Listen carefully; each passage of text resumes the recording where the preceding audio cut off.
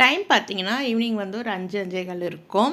ஹெல்த்தியாக வந்து ஒரு லட்டு வந்து ப்ரிப்பேர் பண்ணலாம் சொல்லிட்டு வறுத்து எடுத்து வச்சுருக்கேன். 1 கப் வெள்ளை உளுந்துக்கு 1/2 கப் கருப்பு உளுந்து, ஒரு 1/2 கப் முழு பச்சை பருப்பு, 10 முந்திரி, 10 பாதாம், 10 பிஸ்தா, ஏலக்காய். இது எல்லாமே வெறும் கடாயில் நல்லா வந்து செவக்க வந்து வறுத்து எடுத்துக்கணும்.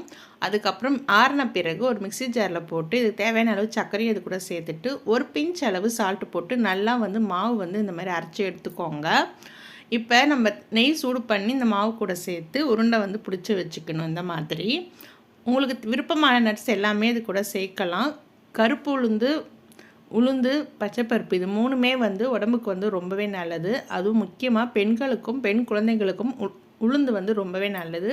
கர்ப்பப்பைக்கும் இடுப்புக்கும் டெய்லி ஒரு லட்டு கொடுத்தீங்கன்னா கூட போதும், ரொம்ப ஹெல்த்தியாக இருக்கும். ஸ்நாக்ஸாகவும் நம்ம கொடுக்கலாம். அதுக்கப்புறம் நைட் வந்து பன்னீர் கிரேவி தான் செய்ய போகிறேன். சப்பாத்தியும் பன்னீர் கிரேவியும். சரி வீட்டிலே வந்து பன்னீர் ரெடி பண்ணிடலாம் சொல்லிட்டு ரெடி பண்ணியிருந்தேன்.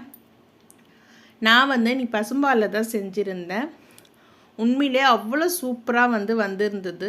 சாஃப்டாக இருந்துச்சு.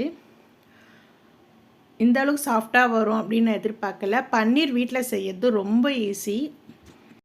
நம்ம சட்டுன்னு செஞ்சிடலாம். ரொம்ப ஹெல்த்தியும் கூட நம்மளுக்கு. நைட்டு சுட சுட சப்பாத்தியும் பன்னீர் கிரேவி வந்து செஞ்சுருந்தேன். வீட்டில் செஞ்ச பன்னீரில் கிரேவி செஞ்சு சாப்பிடும்போது டேஸ்ட் வந்து இன்னுமே சூப்பராக இருக்கும். நீங்களும் ட்ரை பண்ணி பாருங்கள். அடுத்த வீடியோவில் மீட் பண்ணலாம். நன்றி.